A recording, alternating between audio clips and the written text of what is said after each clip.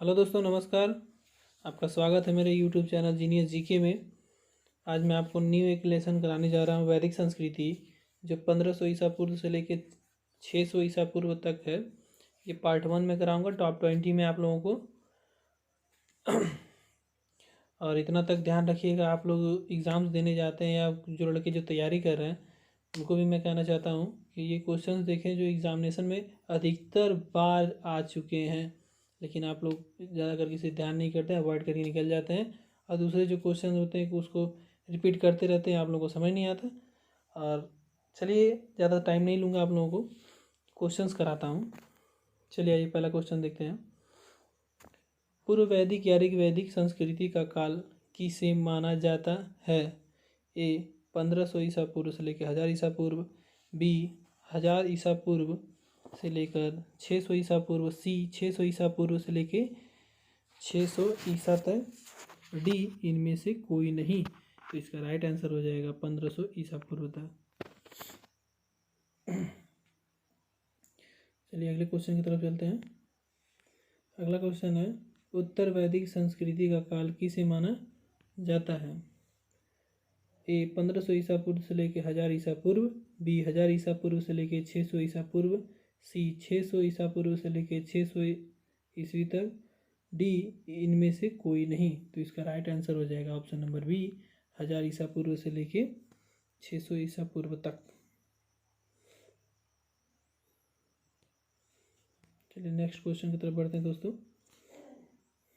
Next question है, आर्य शब्द का शाब्दिक अर्थ है, यूपीएससीएस में आया क्वेश्चन है 2009 में। ऑप्शन नंबर इसका है वीर या योद्धा, बी श्रेष्ठ या कुलीन, सी यज्ञकर्ता या पुरोहित, डी विद्वान। तो इसका राइट आंसर हो जाएगा ऑप्शन नंबर बी, जो विद्वान या कुलीन है। चलिए अगले क्वेश्चन की तरफ चलते हैं। अगला क्वेश्चन है, प्रारंभिक आर्यों के बारे में निम्न कथनों में से कौन सा सही नहीं है? एसएससी मैथ में आया क्वेश्चन 2001 में।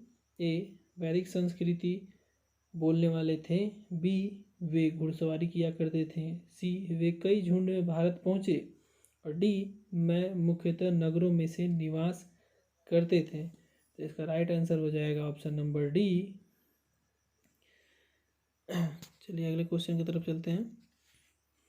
अगला क्वेश्चन है, इनमें से किस फसल का ज्ञान वैदिक काल के लोगों को नहीं था? एसएससी में आया हुआ क्वेश्चन है दोस्तों।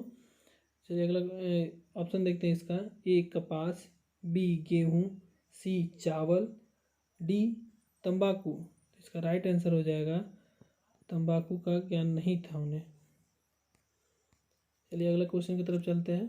अगला क्वेश्चन है, उत्तर वैदिक काल के वेद विरोधी और ब्राह्मण विरोधी धार्मिक अध्यापकों को किस नाम से जाना जाता था? एसएससी में क्वेश्चन आया हुआ है 2000 में। ए यजमान, बी श्रवण, सी अथर्वन, डी सतपथ। तो इसका राइट आंसर हो जाएगा ऑप्शन नंबर बी, श्रवण के नाम से जाना जाता था।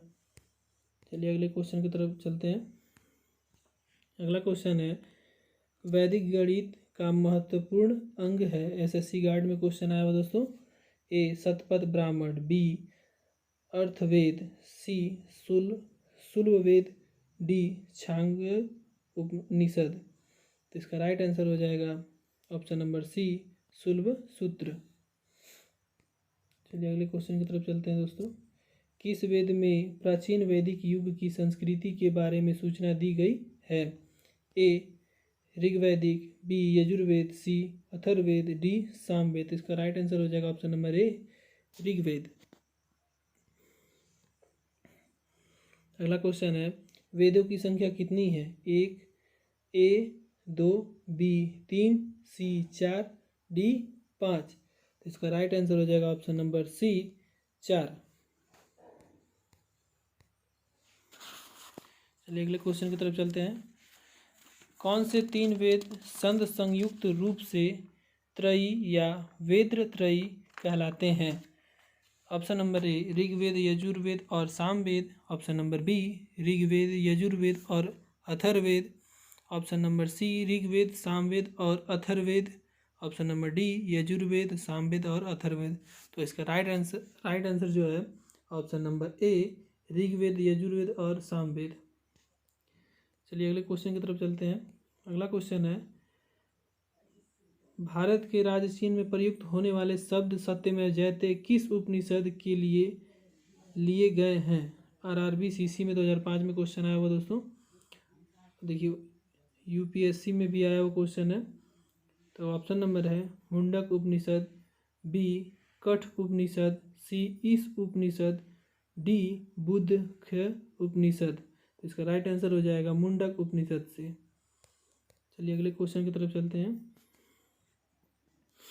अगला क्वेश्चन है, ऋग्वेद आर्यों का मुख्य व्यवसाय क्या था? आरआरबी में सीसी 2005 में क्वेश्चन आया हुआ। ए कृषि, बी पशुपालन, सी शिक्षा, डी व्यवसाय। तो इसका राइट आंसर जो हो जाएगा ऑप्शन नंबर बी पशुपालन। चलिए अगला क्वेश्चन है, भारतीय संगीत का आदि ग्रंथ कहा जाता है? आरआरबी सीसी 2005 में भी ये भी क्वेश्चन आया हुआ है। ए ऋग्वेद, बी उपनिषद, सी यजुर्वेद, डी सामवेद। तो इसका राइट आंसर जो हो जाएगा ऑप्शन नंबर डी सामवेद आदि ग्रंथ कहा जाता था। चलिए अगला क्वेश्चन है, प्रथम विधि निर्माता कौन थे? आरआरबी भोपाल टीसी में आया हुआ है 2005 में क्वेश्चन। प्रथम विधि निर्माता कौन थे? ए मनु, बी चाणक्य, सी चंद्रगुप्त, डी सेल्यूकस।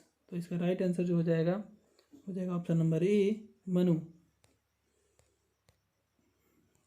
अगला क्वेश्चन है, कृष्ण भक्ति का प्रथम और प्रधान ग्रंथ क्या है? आरआरबी कोलकाता ASM-GG 2005 में आया हुआ क्वेश्चन है। कृषि भक्ति का प्रथम प्रधान ग्रंथ है। ए महाभारत, बी श्रीमद्भागवत, सी गीत गोविंद, डी इनमें से कोई नहीं। तो इसका राइट आंसर हो जाएगा ऑप्शन नंबर बी। चलिए अगले क्वेश्चन की तरफ चलते हैं। ऋग्वेद में संपत्ति का प्रमुख रूप क्या है? आरआरबी में क्वेश्चन आया हुआ है दोस्तों गोरखपुर में। ए गोधन, बी भूमि, सी ए बी दोनों, डी इनमें से कोई नहीं। तो इसका राइट आंसर हो जाएगा ऑप्शन नंबर ए गोधन प्रमुख रूप था। चलिए अगला क्वेश्चन देखते हैं। अगला क्वेश्चन है, ऋग्वेद के किस मंडल में शूद्र का उल्लेख पहली बार मिलता है? आरआरबी गोरखपुर में आया हुआ क्वेश्चन है। ए 7वें में, बी 8वें में, सी 9वें में, डी 10वें में। तो इसका राइट आंसर जो हो जाएगा ऑप्शन नंबर डी 10वें में। पुराणों की संख्या कितनी है? आरआरबी गोरखपुर ASM में आया हुआ क्वेश्चन है। पुराणों की संख्या कितनी है?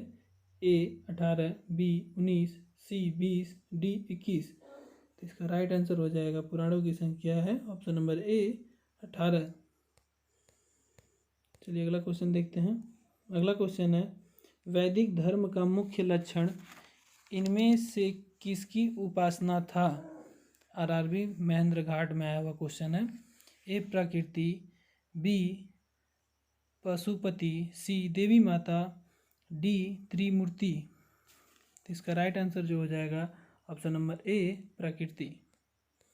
चलिए अगला क्वेश्चन देखते हैं। अगला क्वेश्चन है, किस देवता के लिए ऋग्वेद में पुरंदर शब्द का प्रयोग हुआ है? जम्मू में आया हुआ क्वेश्चन आरआरबी में 2004 में। ए इंद्र, बी अग्नि, सी वरुण, डी सोम। तो इसका राइट आंसर हो जाएगा ऑप्शन नंबर ए इंद्र।